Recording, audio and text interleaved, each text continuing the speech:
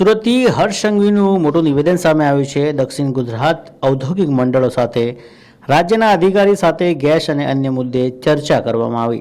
દક્ષિણ ગુજરાતના ઉદ્યોગકારોને અભિનંદન આપું છું તેવું હર્ષ સંઘવીને નિવેદન આપ્યું છે. તે વધુમાં તેમણે કહ્યું કે પાંડેસરા, વાપી, અંકલેશ્વર, ભરૂચ દ્વારા વિવિધ જમવાની સુવિધા કરવામાં આવી. આવનાર દિવસોમાં કોઈપણ પ્રકારની ચિંતા કરવાની જરૂર નથી.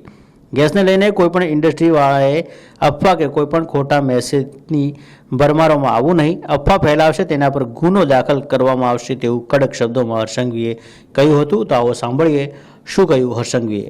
દક્ષિણ ગુજરાતના સૌ ઉદ્યોગ મંડળો જોડે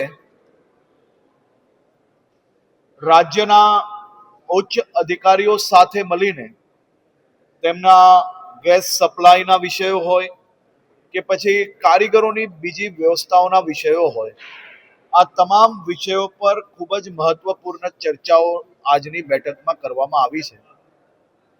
ખાસ કરીને દક્ષિણ ગુજરાતના બધા જ ઉદ્યોગ મંડળોને હું આભાર માનવા માંગુ છું કે પહેલા 5-7 દિવસ જે કારણ વગરની અફવાઓના કારણે કોઈ બી કારીગરોમાં ડર પેદા ના થાય તે માટે તેમને તમામ ક્ષેત્રમાં ઇન્ડસ્ટ્રીયલ કિચનની શરૂઆત કરવામાં આવી હતી અને એ જ ભંડારાઓ દ્વારા તમામ લોકોને ભોજન બી પીરસવામાં આવી રહ્યું. પાંડેસરા હોય, વાપી હોય કે અંકલેશ્વર હોય કે પછી દહેજ હોય, આ બધી જ જગ્યા પર આપણા સૌ ઇન્ડસ્ટ્રીઝ દ્વારા વિભિન્ન વ્યવસ્થાઓ માટેની તૈયારીઓ દર્શાવવામાં આવી હતી. તમામ કારીગરો માટે 5 કિલોગ્રામના જે ગેસ સિલિન્ડરની વ્યવસ્થાઓ છે તે બી પૂરતા પ્રમાણમાં તમામ ક્ષેત્રમાં કરવામાં આવી છે. આવનારા દિવસોમાં બી કોઈ બી પ્રકારની ચિંતા કરવાની આવશ્યકતા નથી. ગેસ જે ઇન્ડસ્ટ્રીઝ છે એ ઇન્ડસ્ટ્રીઝને કઈ રીતે સપ્લાય મળી રહ્યું છે, ભવિષ્યની અંદર કઈ રીતે એમને વિભિન્ન પ્રકારેથી પોતપોતાની ઇન્ડસ્ટ્રીઝની અંદર કોઈ બી તકલીફ ના પડે તે માટેની આ વ્યવસ્થાઓ બેઠક કરવામાં આવી હતી. તમામ વેપારીઓને બી નાની મોટી જે કઈ મુશ્કેલી હતી એ મુશ્કેલીઓ બી બેઠકમાં જ દૂર કરવામાં આવી અને સાથે સાથે કોઈ બી પ્રકારની ભ્રમક વાતોની અંદર કોઈ આવવાનું નથી. કોઈ અફવાઓમાં કોઈ બી વ્યક્તિ તમને કોઈ ખોટા મેસેજો ફોરવર્ડ કરે છે તો સરકારી વિભાગ જોડે તમારે ટેલી કરવાનું છે. કોઈ બી વ્યક્તિ આ પ્રકારની કોઈ માહિતી આવીને માહિતીને સમજ્યા વગર જો એકબીજાને ફોરવર્ડ કરશે, કોઈ બી અફવા ફેલાવવામાં ભાગ બનશે તો તેઓ પર બી ખૂબ જ ગંભીરતાપૂર્વક ગુનો દાખલ કરવામાં આવશે. છેલ્લા અનેક દિવસોમાં ગુજરાતના ખૂણે ખૂણેથી કાલા બજારી કરનાર લોકો ઉપર કડક પગલાં ભરવામાં આવ્યા છે અને હાલમાં બી દરેક જિલ્લાઓમાં અલગ અલગ ટુકડીઓ બનાવવામાં આવી છે.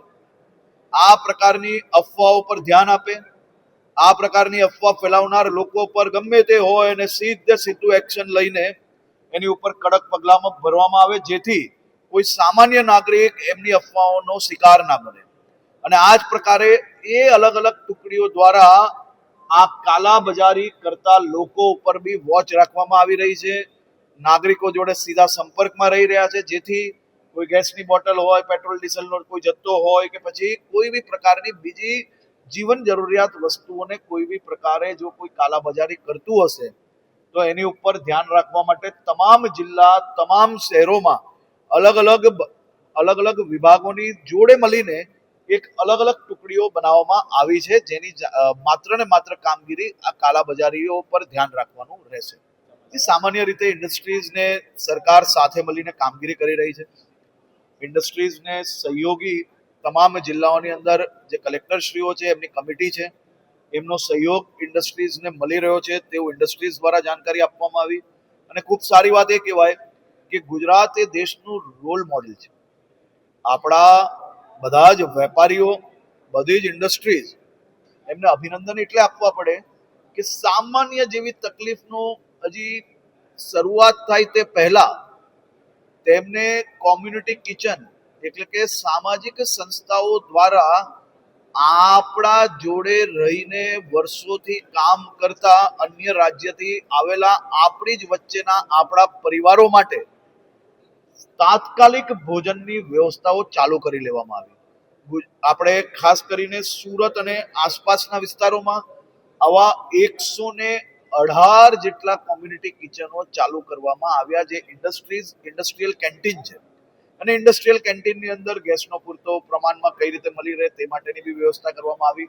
તો ખાસ કરીને આપણા ત્યાં કોઈ બી પ્રકારની તકલીફ હાલમાં બી નથી અને આવનારા દિવસોમાં બી કોઈ બી પ્રકારની તકલીફ આ બાબતે નથી પડવાની, જેથી ઇન્ડસ્ટ્રીઝ પોતપોતાના વર્કર્સ જોડે મળીને આવનારા દિવસોનું પ્લાનિંગ સારી રીતે કરી શકે તે માટેની આ એક સંકલન બેઠક હતી. આભાર.